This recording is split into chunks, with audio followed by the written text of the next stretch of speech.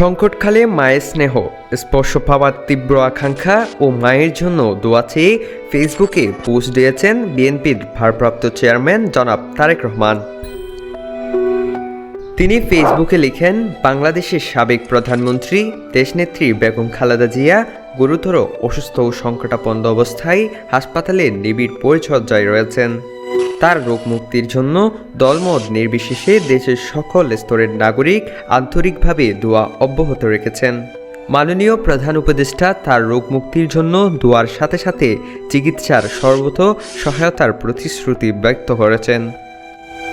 দেশ বিদেশে চিকিৎসক দল বরাবরের মতো তাদের উচ্চমানের পেশাদারিত্ব ছাড়াও সর্বোচ্চ আন্তরিক সেবা প্রদান অব্যাহত রেখেছেন।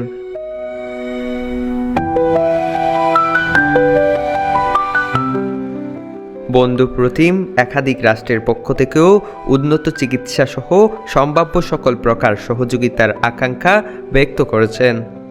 সর্বজন শ্রদ্ধেয়া বেগম খালেদা জিয়ার প্রতি সকলের আন্তরিক দোয়া ও ভালোবাসা প্রদর্শন করায় জিয়া পরিবারের পক্ষ থেকে সকলের প্রতি আন্তরিক ধন্যবাদ ও গভীর কৃতজ্ঞতা জ্ঞাপন করছি। একই সাথে বেগম খালেদা জিয়ার আশু রোগ মুক্তির জন্য সকলের প্রতি দোয়া অব্যাহত রাখার জন্য ঐকান্তিক অনুরোধ জানাচ্ছি। এমন সংকটকালে মায়ের স্নেহ স্পর্শ পাওয়ার তীব্র আকাঙ্ক্ষা যে কোনো সন্তানের মতো আমারও রয়েছে, কিন্তু অন্য আর সকলের মতো এটা বাস্তবায়নের ক্ষেত্রে আমার একক সিদ্ধান্ত গ্রহণের সুযোগ অবারিত ও একক নিয়ন্ত্রণাধীন নয়। আহনাফ ফামিম, কুহিলিয়া টিভি, কক্সবাজার।